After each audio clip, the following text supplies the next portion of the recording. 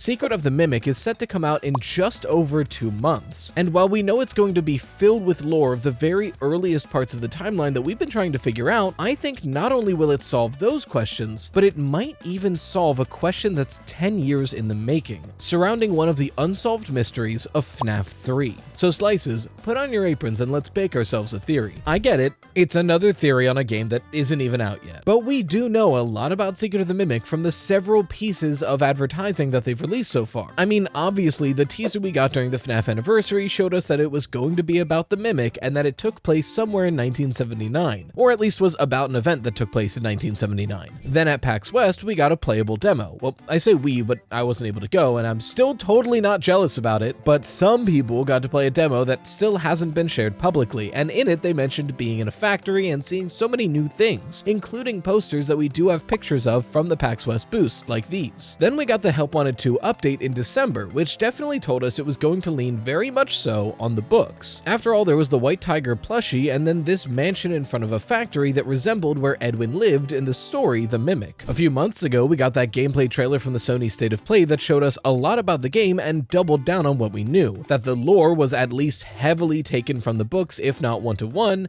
We got names like Edwin Murray, and a Sony store page giving us a business name of Murray's Costume Manor, which also explains the MCM initial we got in the update. This trailer was filled with characters and costumes that we've never seen before, which makes sense as Edwin is a completely separate person who was just contracted by Fazbear, but most recently we got a Steam page that triples down on everything we know, all with a reiterated summary of the game and some screenshots that we've never seen before, the ones I'm showing off right now. All in all, we have a lot of information about this game going into it. Like, obviously there are twists and information we don't have about this game, but generally we know what we're in for. We're going to be one of the workers sent by Fazbear to reclaim whatever Edwin was working on for the company after he went MIA, and in doing that we have to survive and collect the Mimic. So what is this game going to tell us about the FNAF timeline? Well, we know that according to Fazbear Entertainment, Edwin was contracted by them to make the Mimic. Now, this could be a lie because that's different than what we hear in the books, but we also know he was making several other animatronic costumes. In the book version of this game, he was actually hired specifically to make those costumes. The Mimic was just a side project he made to watch his kid. But we know in the game, he still did make these costumes. And looking at some of the new screenshots from Steam, these costumes were not just meant to be worn by people. Sure, it does look like they could be, but looking at this screenshot, they were padded and fit to be able to be worn by animatronics as well, at least by animatronic endoskeletons. So the question remains, are these suits made for Fazbear, or are they just something Edwin himself was doing? In the books, he actually resents being hired to make these costumes because he doesn't want to make silly costumes, but so far in the game, his business is Murray's Costume Manor, so it does seem like this was at least a passion of his, or maybe just something he's unfortunately good at. And other than exactly one animatronic in the trailer so far named Dolly, all of these costumes are that same felt and padding suit that feasibly could be worn by a human or an endoskeleton, either completely like the elephant and mushroom costumes seem to be, or partly like Jackie, where the shirt and arms seem to be some sort of fabric where the faceplate is metal. We're being sent by Fazbear to reclaim anything Edwin was working on, not just the Mimic, so that would include all of these costumes, which are very high quality. This leaves a major question to be answered. If all of these costumes were owned by Fazbear in 1979, why have we not heard about any of them until now? Like, sure, Fazbear had animatronic technology, but this would be animatronics, but better. This seems like a cheaper and much safer alternative than the metal exoskeletons that we've seen prior. Think about it. A metal exoskeleton is massive and heavy. Not only is it inherently more dangerous because metal is harder and sharper than fabric, but because it's so heavy, the endoskeleton underneath it needs to be stronger and more durable, which is not only expensive to make, but a stronger endoskeleton with a heavier exoskeleton means a higher risk for injury for anybody unfortunate enough that's nearby. Even the Bite of 83 couldn't have happened if it was a fabric suit. Even if there's a big fabric mouth on this animatronic,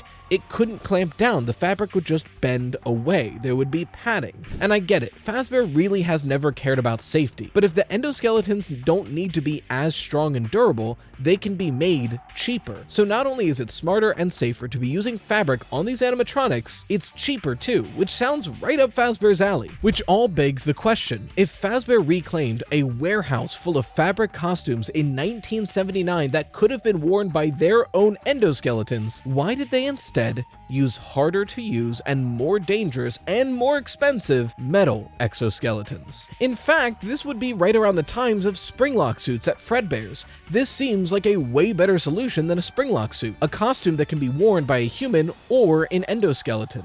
So you can just put it on or put it on an endoskeleton. Not some walking metal coffin that has metal pieces sprung to the sides so they can snap and crush a person inside at the slightest budge. This seems like a perfect evolution of a springlock suit that's safer and cheaper to make. So in a world where these exist and are owned by Fazbear, why would we ever have springlock suits or metal exoskeletons? Well, my best guess is Fall Fest. Every time we see Fall Fest mentioned in one of these games, something fire adjacent happens, except for maybe the lobby of Help Wanted 1. But in Help Wanted 2, both the carousel and the shooting gallery, games that take place during Fall Fest judging by the exterior design and the nearby landmarks, catch fire in their hard mode. The carousel even having that fire start at a barn that is structurally identical to the one in the Help Wanted 1 lobby. The Fall Fest poster itself has flames on it, obviously not like they planned to burn it, but it's at least foreshadowing, and the special delivery AR escape room that's themed very much like a carnival,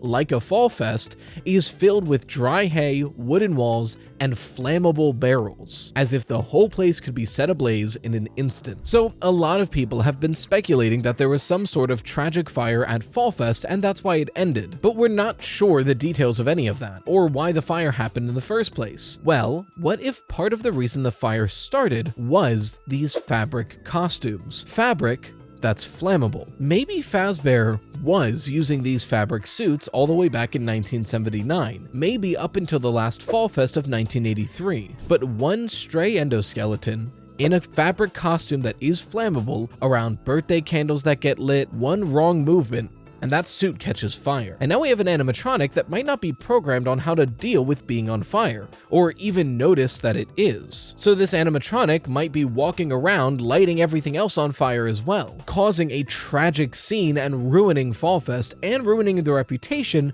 of these animatronic suits. This might be the reason why not only Fall Fest as a concept was abandoned, but Fazbear never used the fabric suits moving forward, locking away the rest of them in some far-off basement. In fact, this idea even gets backed up in the books slightly, because during the actual story of the Mimic, it's never burned or damaged with fire. But the next time in the timeline we see an endoskeleton of the Mimic, it has a new head that's recently been replaced, attached to a heavily burnt body, almost like it was caught in a fire and sealed for safekeeping. But I hear you. That's a lot of speculation, and while it does make sense and follow logically, it relies on Fazbear using these fabric suits, which we technically have no evidence of. We have strong evidence that they collected them after collecting everything Edwin was working on, but we've never seen Fazbear use a fabric suit. The closest piece of evidence we have is Glitchtrap's persona, because it's a fabric version of Spring Bonnie, which, while that could be the case, it might just be the way the Mimic interprets animatronics, because that's what it was created around. We have no solid evidence of Fazbear Entertainment using the fabric suits Edwin made. Or don't we? We do now have evidence that not only Fazbear used these fabric suits explaining all of this, but we have to go back to the first mainline FNAF game that features a fire, because this counterpoint might solve the mystery I talked about in FNAF 3 in the title and intro of this video, a game that came out in 2015. Yes, FNAF 3 is 10 years old this year. I also feel old about that. Oh, you don't want to talk about FNAF 3? All right, it's fine. We have a replacement.